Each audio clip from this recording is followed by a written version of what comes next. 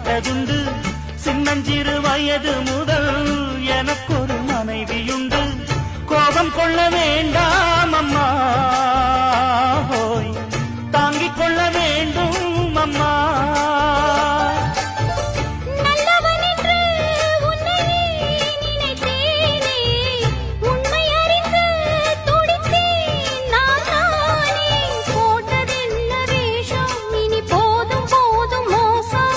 நான் சொன்ன சம்சாரம் எந்தன் சங்கீதம், இதை கண்டு கொள்ள முடியாமல் ஆர்ப்பாட்டமா?